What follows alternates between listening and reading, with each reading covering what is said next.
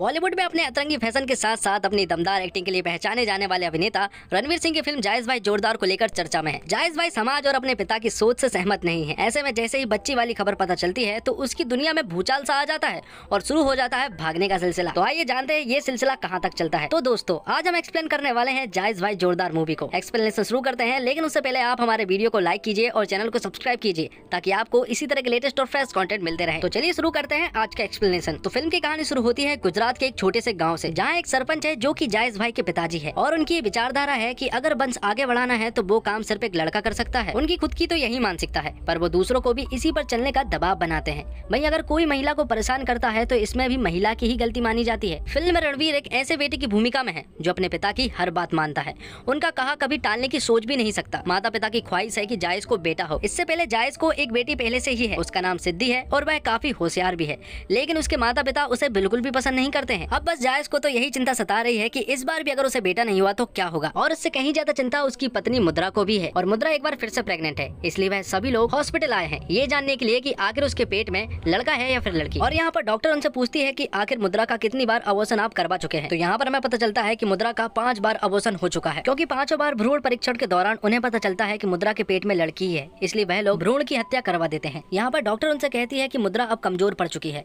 एक बार और अगर उसका अबॉर्शन हुआ तो उसकी जान भी जा सकती है। जायज के पेरेंट्स के सामने डॉक्टर ने तो कुछ नहीं बताया था, लेकिन यहाँ पर डॉक्टर जायज को बता देती है कि उसके पेट में लड़की ही है। और जायज बहुत अच्छे से जानता है कि जैसे ही उसके परिवार को पता चलेगा कि उसके पेट में लड़की है तो वह उसे इस दुनिया में आने ही नहीं देंगे।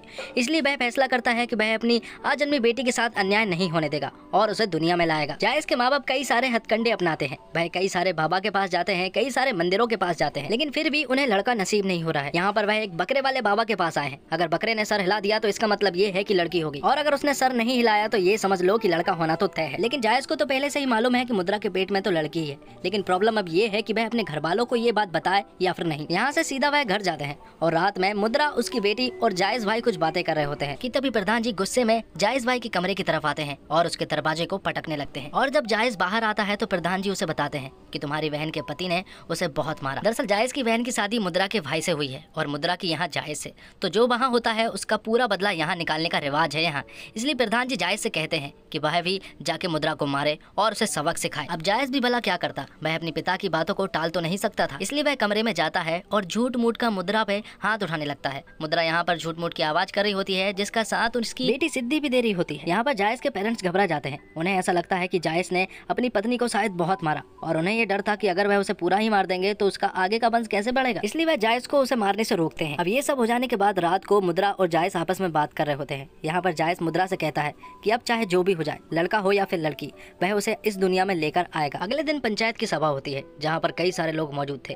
यहाँ पर एक लड़की खड़ी होती है और कहती है कि स्कूल से आते वक्त कुछ लोग उसे शराब पीकर छेड़ते हैं, इसलिए वह चाहती है कि वह शराब के ठेकों पर रोक लगा दे। तो यहाँ पर सरपंच जी गाँव में लड़कों के शराब पीने पर नहीं बल्कि लड़कियों के साबुन से नहाने पर पाबंदी लगाई जाती है, क्योंकि मर्दों का मानना है कि गाँव की औरतें खुशबूदार साबुन का इस्तेमाल करके मर्दों को छेड़खानी के लिए मजबूर करती है। अब रात को इंटरनेट पर जायज भाई को हरियाणा के एक गाँव में पुरुष के एक समूह का वीडियो मिलता है। उनके वृद्ध सरपंच यानी कि अमर जी और बाकी पुरुष अविवाहित है।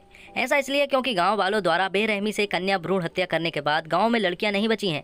वीडियो में अमर दावा करता है कि वह किसी भी महिला की देखभाल करने के लिए तैयार है, जो भी उनके गांव आएगी उनकी सुरक्षा की जाएगी। जायज भाई एक योजना बनाता है, तो जायज भाई के गाँव से अमर के गाँव लाडोपुर में मुद्रा, सिद्धि और उनकी आजन्मी बच्ची के साथ भागने का फैसला करते हैं। तो अगली सुबह ही जायज भाई खुद के ऊपर एक झूठ मूठ की कैंची रखवा कर खुद को ही मुद्रा के द्वारा अगवा करवा लेता है और वहाँ से चुपचाप भाग जाता है। उसने लाडोपुर का एक नक्शा भी बना लिया था जो कि उसके मैप में भी था। यहाँ पर वह मुद्रा से कहता है कि वह लोग उनके पीछे जरूर आएंगे, इसलिए वह लोग सीधा लाडोपुर जाएंगे और वह यहीं पर रुक के उनका ध्यान इधर उधर करेगा। जायज भाई का एक ढाबे का दोस्त भी था। यहाँ से मुद्रा और उसकी बेटी सिद्धि डायरेक्ट वहीं पर जाने वाले हैं और जायज भाई यहाँ पर रुककर उसके घर वालों को संभालेगा।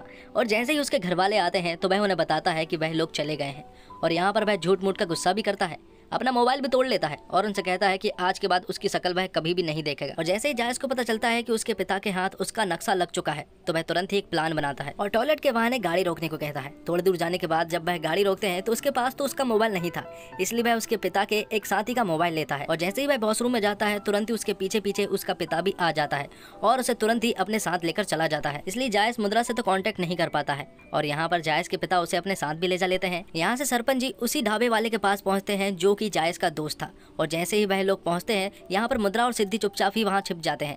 लेकिन जब उन्हें पता चलता है कि उनका मोबाइल यहीं पर रखा हुआ है, तो सरपंच जी को अब ये कंफर्म हो चुका था कि वह लोग यहीं पर छिपे हुए हैं।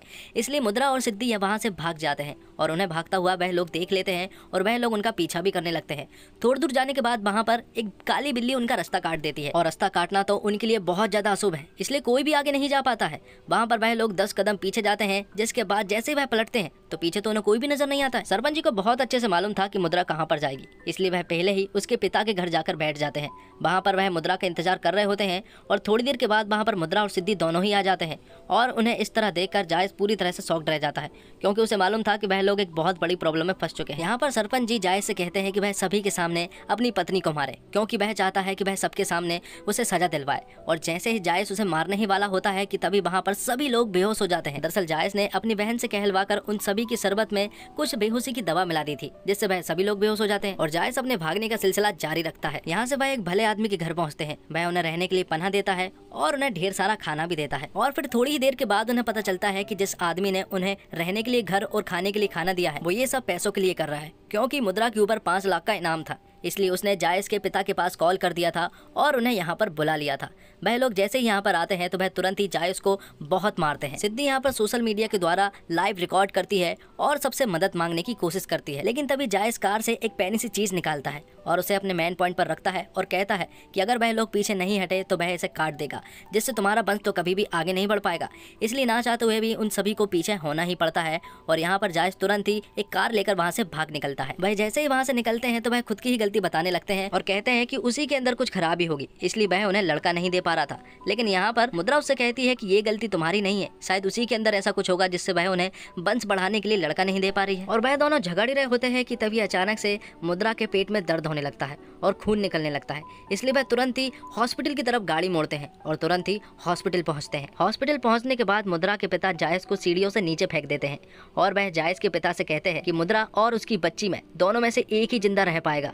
ये बात सुनने के बाद सरपंच जी की जान में जान आती है और वह यहाँ पर कोई भी हरकत ना करके जायज को यहाँ से चुपचाप ले जा लेते हैं। लेकिन ये बात सुनने के बाद जायज पूरी तरह से टूट जाता है। वह रात के समय में गाँव की उन औरतों से मिलने के लिए जाता है जो कि बहुत ही ज्यादा दुखी थी। वह यहाँ पर जाकर उनके दुखड़े सुनता है, जिनके दुखड़े सुनने के बाद उसे एहसास होता है कि गांव में बहुत ज्यादा बुरा हो रहा है। यहाँ पर वह उन सभी को एक पप्पी वाली स्पीच भी देता है और अगले दिन जायज को पता चलता है कि उसकी शादी होने वाली है।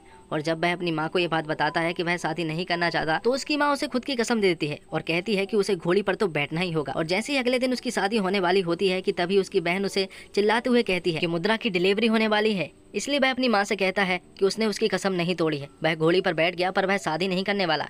इसलिए वह उसकी पट्टियाँ खोल देती है और यहाँ पर जायज घोड़ी लेकर ही हॉस्पिटल पहुंच जाता है। वह तुरंत ही ऑपरेशन रूम में पहुंच जाता है और मुद्रा के साथ बैठ जाता है। यहाँ से पीछे पीछे जायज भाई के पिता भी पहुंच जाते हैं और जैसे ही वह हॉस्पिटल के अंदर घुसने ही वाले होते हैं कि तभी लाडोपुर के लोग वहां पर पहुंच जाते हैं और उनके सामने दीवार बनकर खड़े हो जाते हैं। उन्होंने कसम खाई थी कि वह ना तो किसी को मारने देंगे और ना ही वह किसी को मारेंगे। यहाँ पर लेडीज पार्टी भी पहुंच जाती है जो कि मर्दों का विरोध करती है। दूसरी तरफ हम देखते हैं कि मुद्रा की डिलीवरी में कुछ प्रॉब्लम्स हो रही थी। डॉक्टर जायज से कहती है कि मुद्रा को सोने नहीं देना है, अगर वह सोई तो बहुत बड़ी प्रॉब्लम हो सकती है। इसलिए जायज एक साबुन को उसे सुगाने लगता है, क्योंकि उनके यहाँ पर साबुन पर प्रतिबंध था। इसलिए जैसे वह उसे सूंघती है तो वह तुरंत ही जाग जाती है और उसकी डिलीवरी सक्सेसफुली हो जाती है। तो दोस्तों, कहानी में 2 जायज है, एक जो उसे तरीके से पेश आता है जिसकी उम्मीदें उसके घर वाले करते हैं, समाज करता है, जिस व्यवहार पर उसकी मर्दानगी निर्भर करती है। फिर आता है वो जायज जिसे उसकी बेटी और पत्नी के अलावा कोई नहीं जानता, जो अपनी फैमिली को लेकर इनसिक्योर है, अपने पिता और अपनी सोच के फर्क को भली भांति पहचानता है, अपनी माँ या पिता को दोष नहीं देता बल्कि उस मानसिकता को गलत मानता है जिसने उसके घरवाले और अनेक घरवालों से ऐसा बनाया। जायज इतना मैच्योर कैसे है वो हमें ठीक से कभी पता नहीं चलता। बाकी इस कहानी को देखकर काफी लोग को शिकायत हो सकती है कि यह नया क्या है, फिर से महिलाओं से जुड़ा सोशल मैसेज और फिर से एक पुरुष जो उनका तारणहार बनकर आया है। बस इसी पार्ट पर आपका सोचना गलत हो सकता है। जायज किसी भी पॉइंट पर टिपिकल हीरो की तरह पेश नहीं आता कि वैसे तो सीधा साधा हो पर मुसीबत आने पर वह एक एक्शन मोड में आ जाए। ये वैसी कहानी है ही नहीं। जायज बस एक नॉर्मल इंसान है जो एक सिचुएशन में फंस गया है और किसी भी तरह अपनी फैमिली को उससे बाहर निकालना चाहता है। उसके पास हर सवाल का जवाब नहीं, ना ही उसके पास प्लान परफेक्ट है। वो अपने साथ कोई स्वैग कैरी नहीं करता, अपने परिवार को बचाने की कोशिश में भले ही करता है। जायज की हर कदम पर मदद करने वाली, उसे प्रेरणा देने वाली भी महिला ही होती है, फिर चाहे वो उसकी छोटी बेटी हो या फिर उसकी बहन। सोशल मैसेज वाली फिल्मों में एक चीज बड़ी कॉमन रहती है कि वह मैसेज र्यूमर की आड़ में दिया जाता है। जायज भाई जोरदार भी उसी लिहाज में कुछ अलग नहीं। फर्स्ट हाफ में लगभग हर दूसरे सीन में र्यूमर क्रिएट करने की कोशिश की गई है। कभी वो लैंड करता है तो कभी नहीं। रणवीर की अदाकारी पर बात करना कोई स्पॉइलर नहीं होगा। रणवीर सिंह की एक इमेज है कि वो हिंदी मेन स्ट्रीम सिनेमा के गिरगिट है, हर फिल्म में अलग लगते हैं। जायज भाई जोरदार में भी उनको देखकर यही लगेगा। तो दोस्तों उम्मीद करता हूँ आपको वीडियो पसंद आई होगी। वीडियो अगर जरा सा भी अच्छा लगता है तो वीडियो को लाइक जरूर कीजिएगा और चैनल को भी जरूर से जरूर सब्सक्राइब कीजिएगा ताकि आपको इसी तरह के लेटेस्ट और फ्रेश कंटेंट मिलते रहे। धन्यवाद। जय हिंद, जय भारत।